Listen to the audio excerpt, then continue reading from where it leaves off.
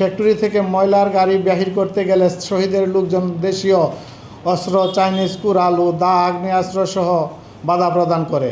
আমাদের একজনের হাত কেটে ফেলে ও অন্য একজনের মাথায় কুপিয়ে মৃত ভেবে ফেলে চলে যায়। বাউন্ডারি শহীদের সন্ত্রাসীরা 15টি মোটরসাইকেল ও একটি দোকানে আগুন ধরিয়ে পুড়িয়ে দেয়, ত্রাসের সৃষ্টি করে।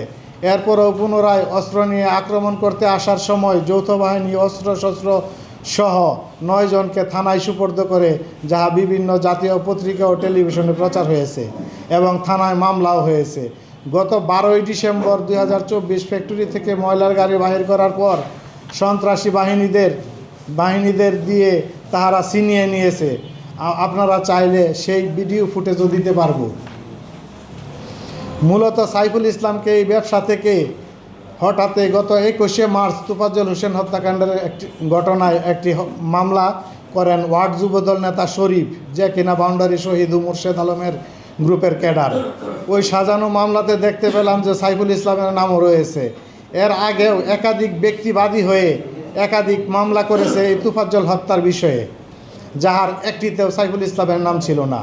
ওই মামলাগুলো প্রত্যাহার করা হয়েছে। দীর্ঘ 7 মাস এই মামলা নিয়ে নানান ধরনের নাটকীয়তা হয়েছে, যার প্রমাণস্বরূপ অডিও ভিডিও আছে।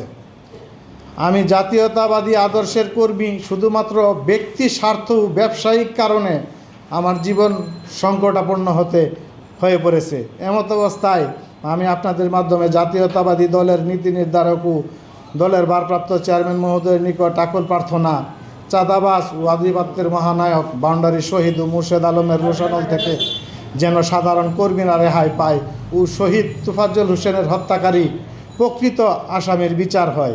এই বাউন্ডারি শহীদ বিগত ফ্যাসিস্ট সরকারের সময়ে আওয়ামী লীগ রূপ ধারণ করেছিল। আওয়ামী লীগ নেতাদের বিভিন্ন সংবর্ধনা অনুষ্ঠানের আয়োজন এলাকাবাসী সকলে জানা।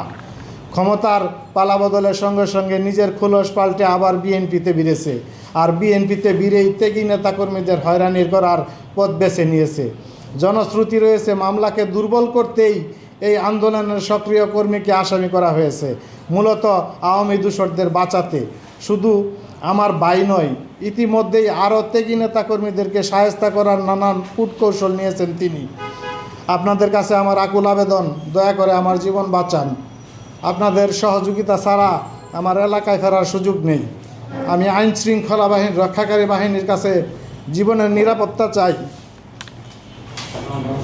সংবাদ সম্মেলনে উপস্থিত হওয়ার জন্য আপনাদের প্রতি কৃতজ্ঞতা প্রকাশ করছি।